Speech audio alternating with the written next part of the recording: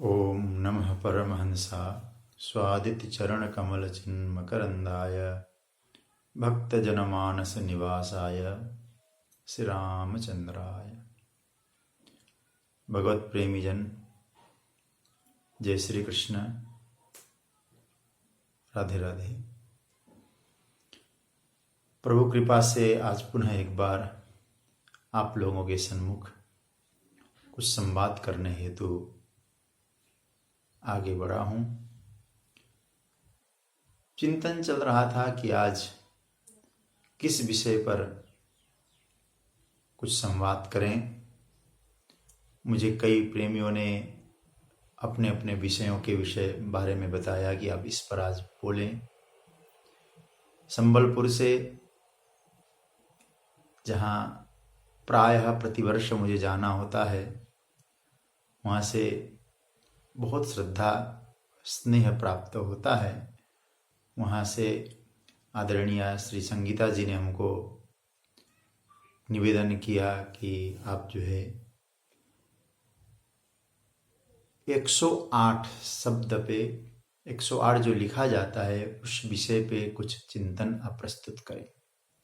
पहले ऐसे कभी बैठते समय कहीं संवाद में इस पर चर्चा भी हुई थी, तो मैंने सोचा कि चलो इसी पर इस बार थोड़ा कुछ चिंतन करें। जैसे हम लोग प्राय देखते हैं, जो माला लेकर हम बैठते हैं जपने के लिए, उसमें भी प्राय 108 महापुरुषों के नाम के आगे भी 108, 1008, और कुछ लोग कहते 108 हनुमान चालीसा पाठ करें, 108 बार राम नाम लें। तो ये 108 का तात्पर्य क्या है? यदि देखा जाए तो 108 शुभ सूचक तो है ही, किंतु इस पर महापुरुषों ने अपने अपने विषयों से अच्छा चिंतन किया है। 108 में 108, उसमें जो एक है उसको परमात्मा सूचक माना जा सकता है, क्योंकि भगवान एक है। और गोस्वामी तुलसीदास जी भी कहते, राम नाम एक अंक है, सब साधन है शून्य, अंक रहे 10-20 है, अंक गए सब शून्य। तो परमात्मा एक है। परमात्मा एको हम बहुश्याम एको ब्रह्म द्वितीयो नास्ति। इस तरह से तो एक जो संख्या है वो परमात्मा वाचक है। तो भगवान एक अंक जो है परमात्मा के लिए है। और बीच में जो शून्य है, ये जो शून्य कहा जाए, इसको माया का स्वरूप मान सकते हैं, क्योंकि देखा जाए तो माया का कोई अस्तित्व नहीं है। ये तो जीरो है, शून्य है। लेकिन ये माया जिसके साथ लग जाए उसी के महत्व को बढ़ा दे। एक के साथ लग जाए तो एक की महिमा बढ़ जाए। और शून्य शून्य हम कितना भी लिख लें, लेकिन कोई अंक न हो तो महत्व भी नहीं है। तो देखा जाए तो माया का अस्तित्व भी है, माया का अस्तित्व नहीं है। इसलिए हमारे शास्त्रों में माया को अनिर्वचनीय कहा गया है। अनिर्वचनीय तत्व है माया।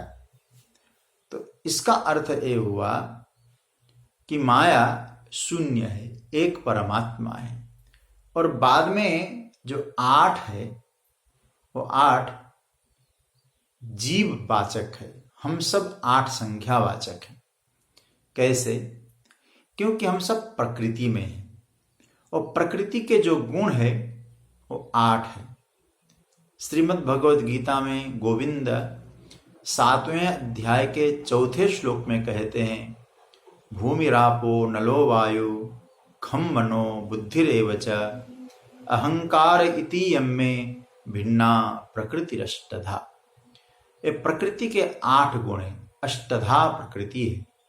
और जीव इस प्रकृति में रहता है, प्रकृति में रहना होता है। इसलिए ये 8 जो सूचक है ये जीव का है। आप हम सब 8 सूचक हैं।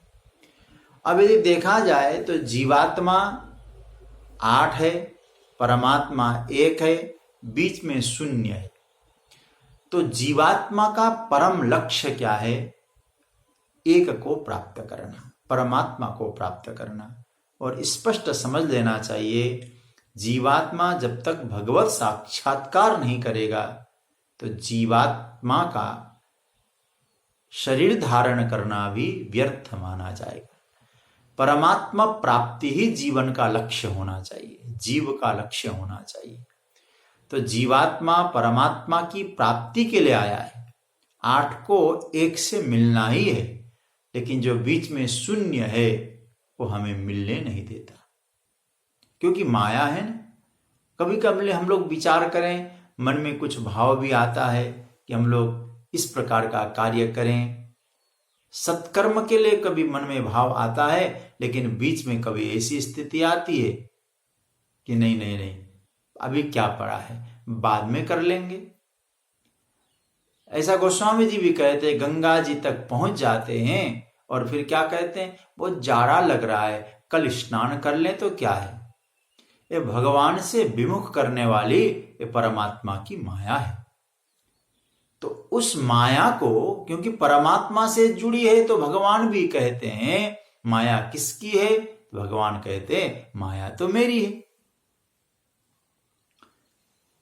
भगवान स्पष्ट कहते हैं, ऋतिर्थम यत् प्रतीयेत न प्रतीयेत चात्मनि तद विद्याम आत्मनो मायाम यथा भास यथातम। आत्मनो मायाम, अपनी माया है ठाकुर जी की, तो भगवान से जुड़ी है, तो इसलिए अस्तित्ववान प्रतीत हो रही है। तो हमें क्या करना है? हमको एक से मिलना है। तो एक से कैसे मिला जाए? उसके लिए साधन है, भजन है, यात्रा है, ऊर्ध्वगति की यात्रा है। क्योंकि अब 8 को 1 से मिलना है तो एक की तरफ बढ़ना है, परमात्मा की तरफ बढ़ना है।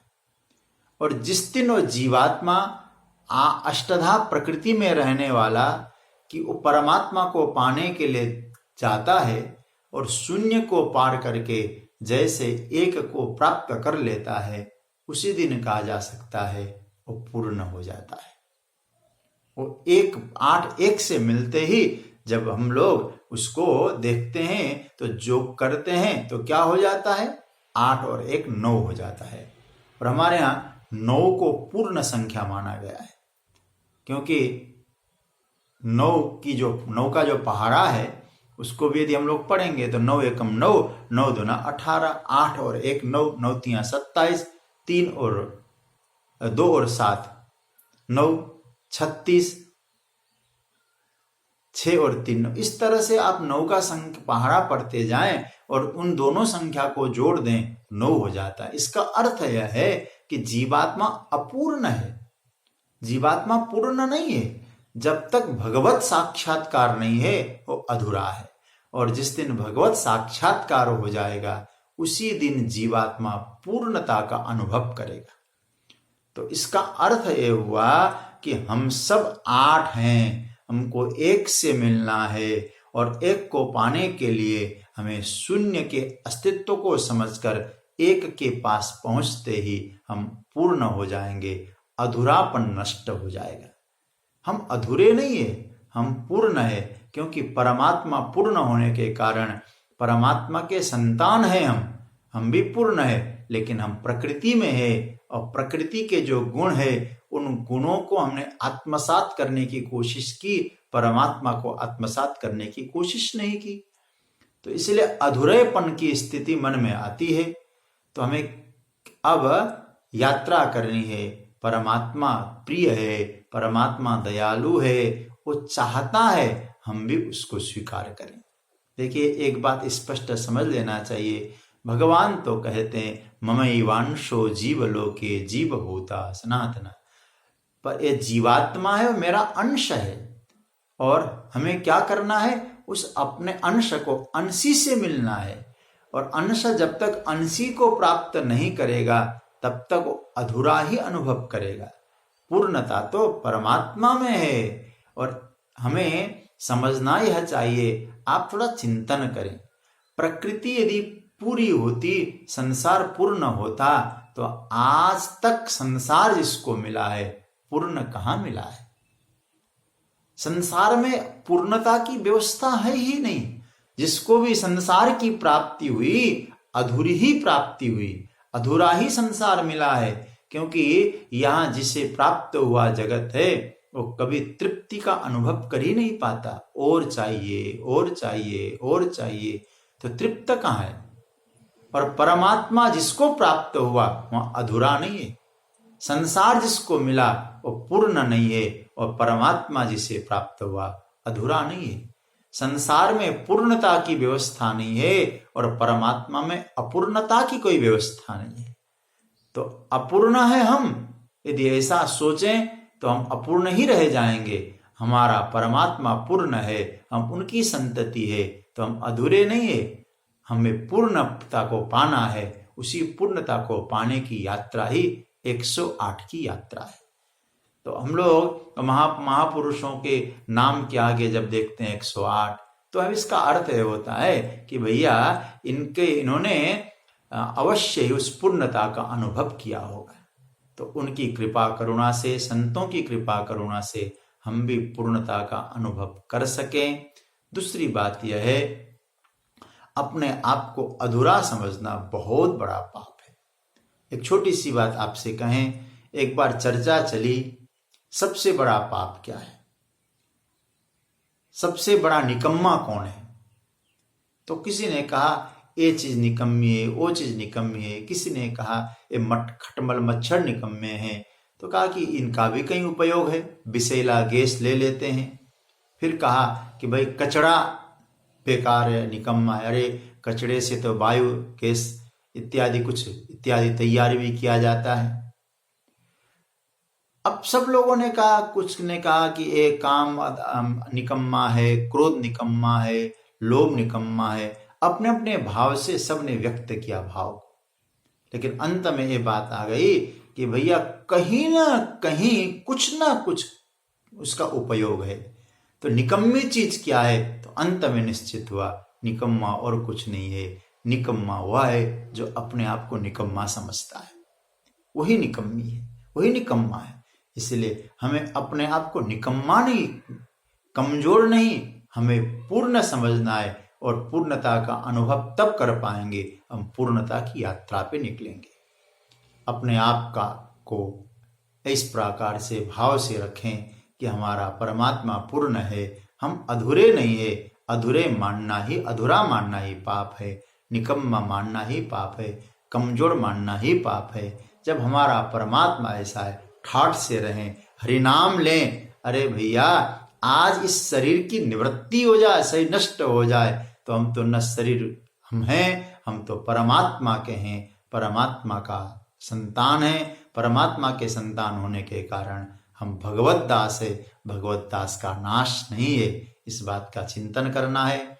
तो हम प्रकृति के हैं, प्राकृतिक गुण हम में हैं, तो हम लोग इन प्राकृतिक गुणों से ऊपर उठकर उस एक तत्व जो परमात्मा तत्व है उसको प्राप्त करें। उसको जिस दिन प्राप्त कर लेंगे निश्चित रूप से हम अधूरे नहीं रहेंगे, हमें भी पूर्णता की अनुभूति होगी। तो पूर्ण परमात्मा है, उसी पूर्ण परमात्मा का हम शरण ग्रहण करें। यही महापुरुषों के चिंतन से 108 का महत्व है। एक परमात्मा वाचक है, शून्य माया है और 8 जीवात्मा है। तो जीवात्मा को माया से पार होकर उस परमात्मा जो पूर्ण है, एक तत्व है, उसको प्राप्त करके आनंद की अनुभूति करना है। क्योंकि कहा गया है पूर्णमदः पूर्णमिदं पूर्णात् पूर्णमुदच्यते पूर्णस्य पूर्णमादाय पूर्णमेवावशिष्यते। हम पूर्ण है, इसकी अनुभूति हम सब करते रहें। आप इसका चिंतन करें और आप लोग 108 गंभीर चिंतन करते हुए भी हम लोग सब मिलकर हम यात्रा करें, उस एक पूर्ण परमात्मा को प्राप्त कर सकें। यही आज का संदेश है। ओम शांति शांति शांति।